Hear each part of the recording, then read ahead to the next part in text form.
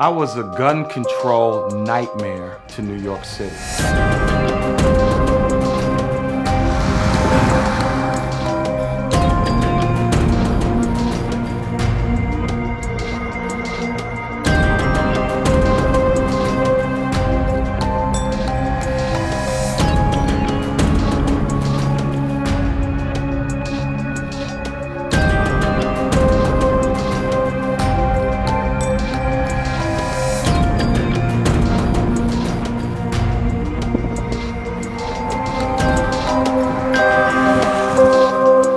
This is how it went down.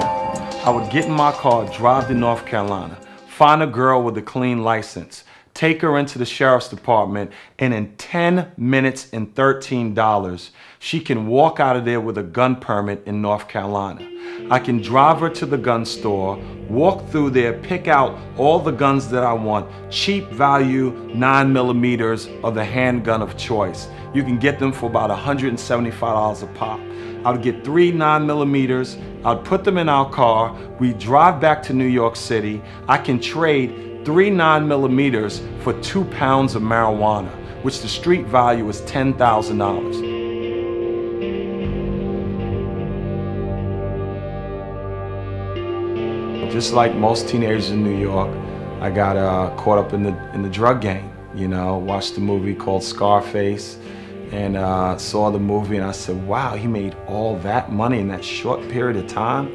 And I said, well, you know, if he could do that, I could do that. But what we want to stop is an epidemic of thought and culture. We don't want people to be acculturated to say that when I'm displeased with somebody, this is the way I handle conflict. You know, I feel like the solution to the problem is not just the elimination of the gun. You know, there has to be something that deals with why would I want to kill you? Because if that's not fixed and I don't have a gun, I'll find something else. Gun is like your wallet. You need them. You need them. When you have a gun, do you know if your gun is clean? Do you know if it got a body on it? Do you know anything about it? Got my gun, I'm gone. No, nobody need this. You live by the gun, you die by the bullet. Same gun you sell, the same gun you give away to the next person might be the gun that kill you. 1,500 people out of 1.4 million people who live in the Bronx, 1,500 people commit 90% of all the crimes. We're talking about like most of the guns that people are saying they come from the South to New York. Do you find that to be true?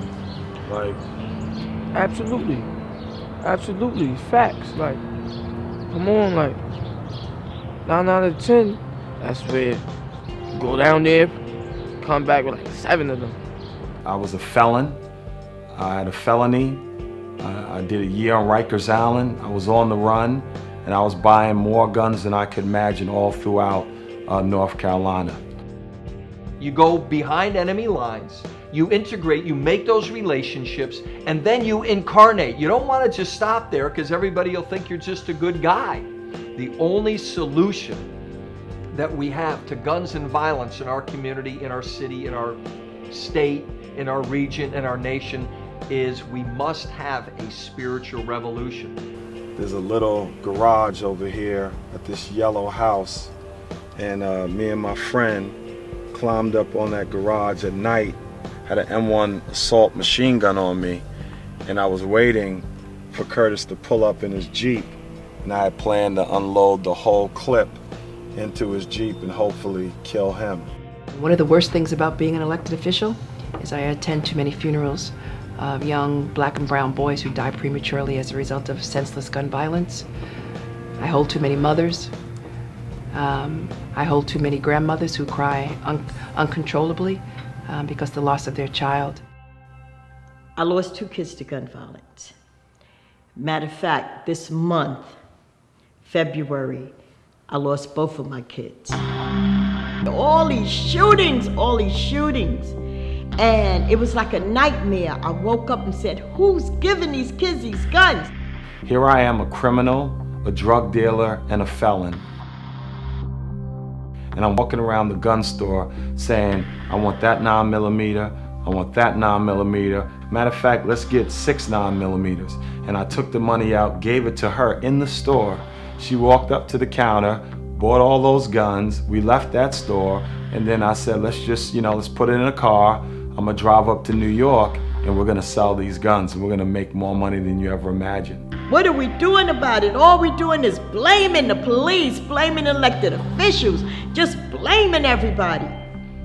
So I decided, then we have to do something about it. I have to do something about it. But the sad thing, and this is the sad reality, I have no idea where any of those weapons are today. Selling guns to our kids in Harlem, bring them from down south. I have no idea how many homicides, are connected to my past. And this is real, selling guns.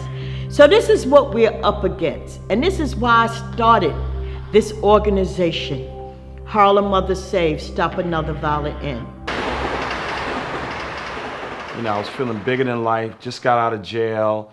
I was working for these drug dealers called the Sims Brothers, and one of the people, part of their team, his name was Paul.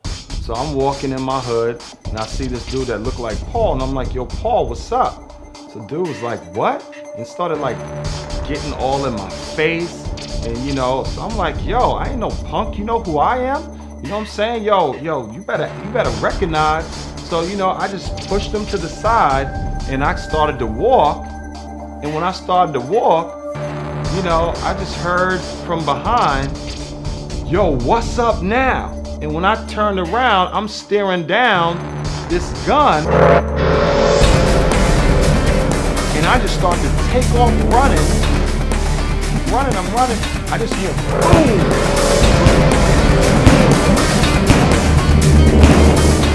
Felt a punch in my leg bent down, and then when I tried to run, and I'm running away, and I'm just running, and finally I made it around the corner, and I was scared to, I thought I was gonna die. I went to the hospital, the hospital told me, yes, stay here, we're gonna call the police, we have to report this to them.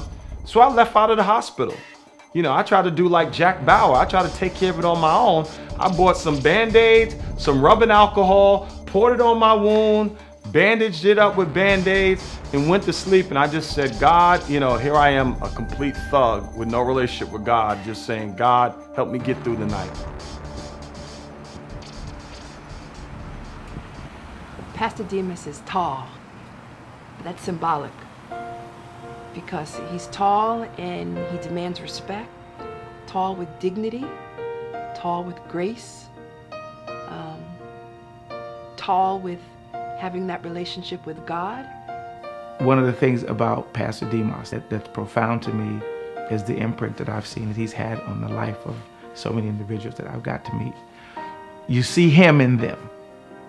You see him in them. He's a doer. He's a risk taker. He is a man who's fearless, who works with our young people. He doesn't wait for others to tell him when to show up on the scene. He shows up on the scene. Why? Because of his God-given gifts and talents and ability to be able to create change, see change, and implement change.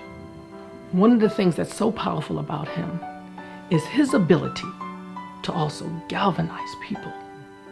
This film that we're doing is so important because it's going to save lives. If we really, really tackle this thing, we can have great wins. And what's a greater win than a mother having her child alive with her for the rest of her life or his life without a premature death because of a bullet that has no name on it?